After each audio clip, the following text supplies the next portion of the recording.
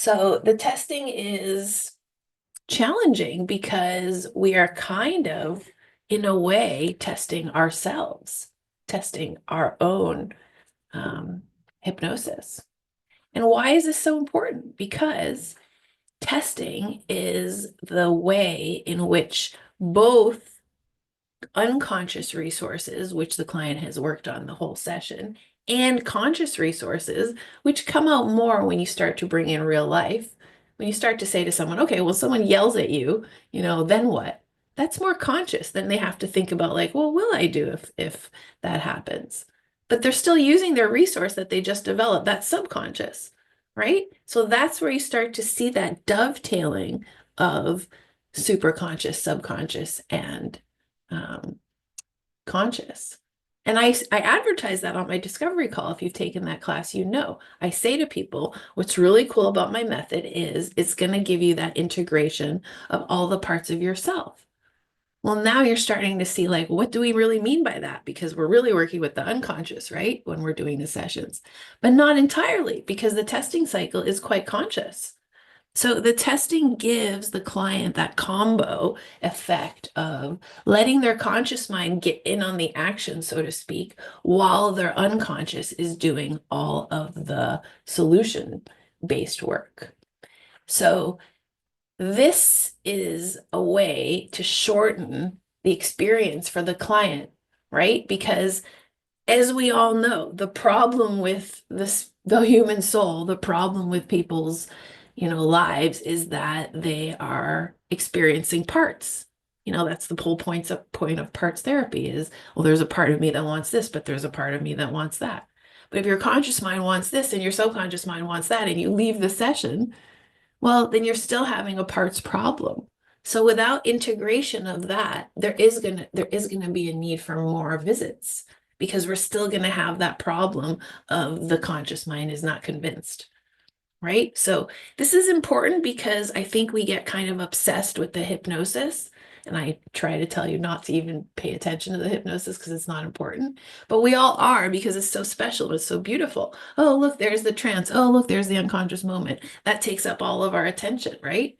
But actually, what guarantees your results is when that comes to an end or when that starts to get unfun, loses its sparkle, which it always does because it only lasts for some, period of time, basically, then we have to make sure there is an integration inside of the person of what they just experienced with their whole soul, with everything about them. So we can't shorten the client experience until the conscious and subconscious minds integrate together. Again, how do we eliminate this whole thing of assigning audios, assigning homework, assigning, journal writing? Well, it's the same answer. It's the only point of homework is to keep reminding the conscious mind of what's going on. Oh, and I did my journal, and I did my journal, I did my journal, I did my journal. And by the way, I think manifesting on paper is very important. I'm not trying to say not to do that.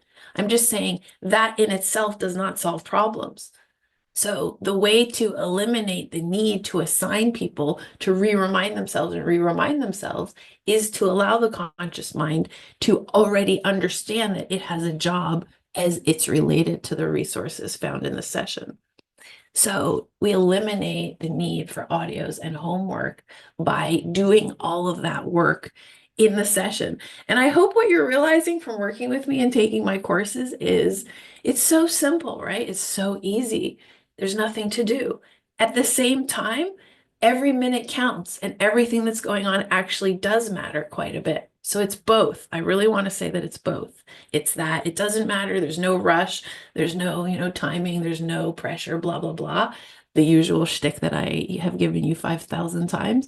At the same time, to really do this correctly and accurately so that you become an expert at it, where people can depend on it basically working all the time, we really do need to follow all of these pieces so that things are not unfinished. And again, I'll bring up the dentist comparison that I've used many times in teaching you all, which is when you go to the dentist, it's not that complicated because she already knows everything about teeth. And she doesn't need to explain you everything. She doesn't need to justify everything. She just needs to give you a high price, tell you how to do it, tell you what she's going to do it, and send you home to recover and not call you and not follow up with you. That's because she did it all in that one session visit very accurately and quickly. Like at the end of a dental visit, that's what they do as well. They test you out. They say, okay, so do you understand the protocol? Do you understand what's going to happen? Do you understand this and that? If she didn't do that, then you'd probably call the office later and be like, wow, blah, blah, blah, blah, blah, blah. But the reason it doesn't happen that way is because a dentist has a protocol that keeps you understanding what's going on in a totality, in a total way. So we're doing the same thing as professional hypnotists now. We're making the whole thing cohere and make sense as a one visit solution. Obviously, what happens when we give that clean package and it happens in a really easy and simple way is you get more referrals and fewer complaints. I'm not saying there's something wrong with having a business, especially at the start where it's like 2 sessions, 3 sessions, I can't predict it. Like we're giving a product that takes some refinement and practice. So obviously, I'm not expecting everyone to suddenly be like a one-hit wonder and the testing works perfectly and nobody, complains. Like that's a lot to ask. But what we're doing is working towards this complete session so that you become the person that people are like, holy shit, it really does work immediately. And I really didn't go back to my other behavior. And that's incredible. Blows my mind. That's how you get the more referrals. So that's what these master classes are about, is like, well, how do I work up to that where it's really exceptional and it's not just more hypnosis? That's what I say in this line right here. Expert status is easier to achieve if you're willing to break your own work. So it's really interesting. If you're willing to test your own approach, you will have more success in the end. Most therapists don't want to do it. Most therapists want the client to be like, oh, I feel great. Okay, yay. Yay. Isn't that such a therapy thing to do? Yay, good job. That must feel amazing. Good for you. Oh, I'm so happy for you. Like, oh, if I could gag at all the times therapists have done that to me, where I'm just like, go fuck yourself. I have to go home and live my life right now. So stop clapping. And so if you're not that therapist who's just like, good job, because that's not going to actually do the work. And now we're back to, it's not about being likable. It's not about being that person that everyone's like, oh, that was so nice. She's so nice. That's not the point of this job. Although I want people to think I'm nice, but I don't want them to think that I'm, treating them with kid gloves, because I'm not. I'm a realistic person. I've been through my own hellhole, like I know that life will test you. And so I'm going to bring that up to you. So I just had a case this week of a person quitting vaping, and she had such a textbook breakthrough. Oh, so the choice is mine. Oh, so I can do it. Yay. So I can move to, Southeast Asia and do all the things I've always dreamed. And she was so dreamy, right? And it was so sweet. And I just love to watch this young woman, claim her power. Great. But then what happens is I have to say to her, okay, but so what if this happens? And what if this? And what happens when you feel this? And then the session gets more and more serious again. And then we go through that, oh, let's get real again. And so a lot of therapists are going to hesitate to go there because you just got them to that place of like, oh, my true self, I'm so wonderful, right? And you don't want to fuck with it. You think that's what the hypnotic, hypnosis schools will tell you. Don't mess with that. That's special. But actually you have to mess with it because it's not realistic. Like that's not the real world. We're not going to live in the la la land. Let's be real. All of the women here know that, because I know that we've all been through similar things. It's just not how it is. So to get from multiple sessions to what we're looking for in terms of MOS, which is 1, 2, or 3 sessions, we have to go through these cycles. The only reason the clients come back is because the loops that we're creating, the resource loops, are not strong enough unless you really are just not finished. And by the way, sometimes that happens. Sometimes people hide their root causes. Sometimes we're just not right about it. Sometimes the breakthrough is incomplete. That's true too. So I'm not too worried about that. But usually you do get it because it doesn't know how to hide.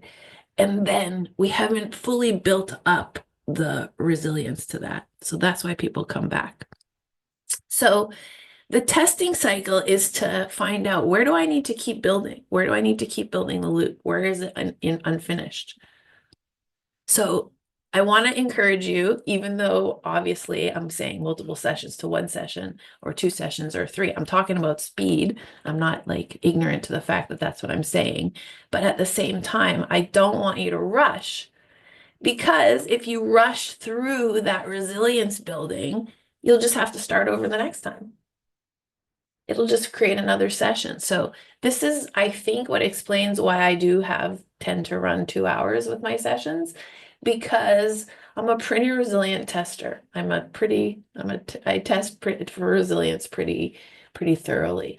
So I don't rush the sessions. I'd rather sit there longer and process and just be like, oh, okay, which is exactly what happened with the vaping girl. For a while, we were just kind of sitting there. Like, I was just making sure that she wasn't going to change her mind. I was making sure that she felt that she had brought everything up. I tested several times. Are you lying? Is there something we missed? Check it again, check it a different way. And I'm going to show you how to do that in a minute. So you can't rush, even if it's boring and repetitive, which it does get boring and repetitive. Don't cut corners. If you cut corners because you feel like, okay, I did it and it's done and I'm tired, you will end up back in the same spot again and you'll get more tired in the long run.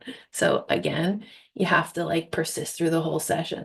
People might think it looks easy. Sometimes I post on YouTube and I'm like, this looks so easy. People are going to think there's nothing to do. You just sit there and have a conversation. But that's not true. If you cut any corners on the conversation, you are not done and it's not going to be really complete. Sometimes people need more visits. Sometimes people need more time. As long as you do an adequate testing cycle every visit, that's enough. It doesn't matter if they end up coming back.